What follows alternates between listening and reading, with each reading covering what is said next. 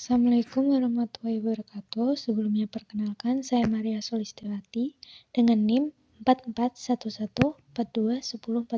Di sini saya akan menjelaskan sedikit mengenai Islam kemodernan dan keindonesiaan dalam bab 9 mengenai keprihatinan suatu jalan menuju keadilan sosial.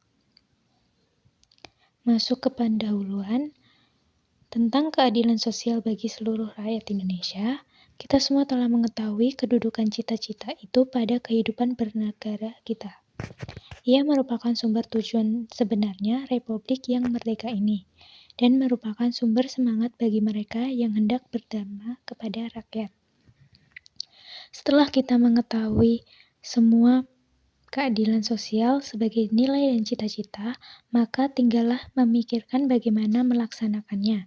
Dan karena cita-cita itu tidak merupakan monopoli kita sendiri, lantas bagaimana seharusnya kekayaan nasional dibagi di antara seluruh rakyat di dalam suatu negara beradab dan terhormat. Salah satu hal yang dapat kita pikirkan perubahannya ialah pola-pola dan value judgment tentang bagaimana kita menggunakan kekayaan kita. Sayangnya, dalam masyarakat terdapat kecenderungan yang mendorong semakin kuatnya pola demonstration effect. Apa itu demonstration effect? Jadi, itu adalah usaha untuk menunjukkan kekayaan lebih dari kemampuan kita sendiri, sehingga pengeluaran menjadi lebih besar daripada pemasukan, sekalipun menurut ukuran masyarakat. Sebetulnya kita termasuk kaya dan mampu.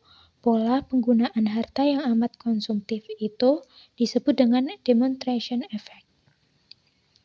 Khususnya bagi mereka yang untuk pertama kalinya menikmati apa artinya merdeka yang berupa keleluasaan dan fasilitas-fasilitas. Dan juga anak muda memahami sinyalemen para ahli itu. Karena demonstration effect ini akan mendorong seseorang untuk memperkaya diri sendiri dengan merugikan orang lain.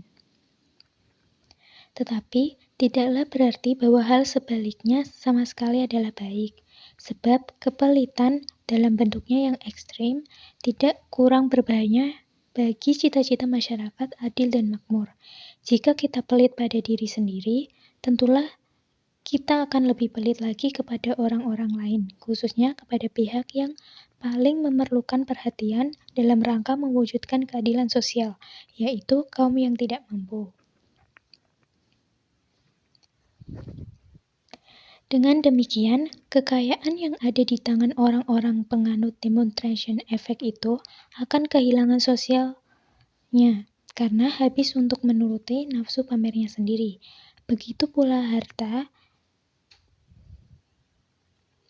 akan kehilangan fungsi sosialnya di tangan orang-orang pelit, karena harta itu disimpannya rapat-rapat untuk memuaskan nafsu, menghitung-hitung harta dan menumpuk-numpuknya, seakan-akan ia akan hidup kekal dengan hartanya itu. Lantas bagaimana cara penggunaan kekayaan itu? Jadi, mengingat kembali arti kata semula, adil dalam bahasa Arab, aldi, itu sendiri adalah sesuatu yang sedang, berimbang, atau wajar.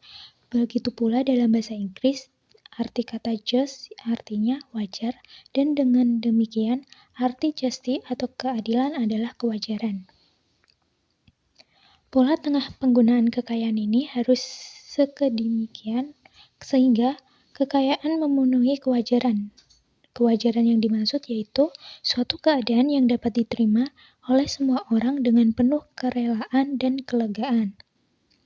Pola tersebut ialah pola prihatin. Dalam kepribadian dan keprihatinan ini terdapat unsur dan semangat solidaritas sosial, yaitu suatu sikap yang selalu memperhitungkan dan memperhatikan keadaan dan kepentingan orang banyak, tidak egois atau berpusat pada diri sendiri.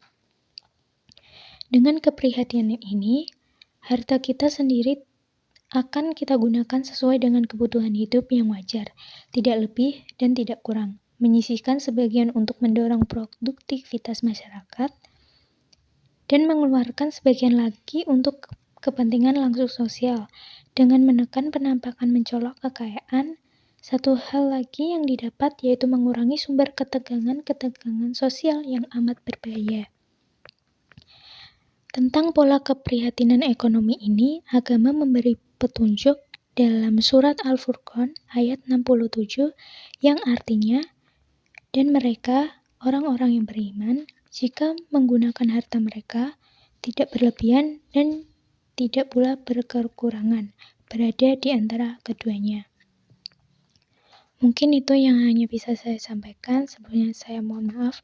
Wassalamualaikum warahmatullahi wabarakatuh.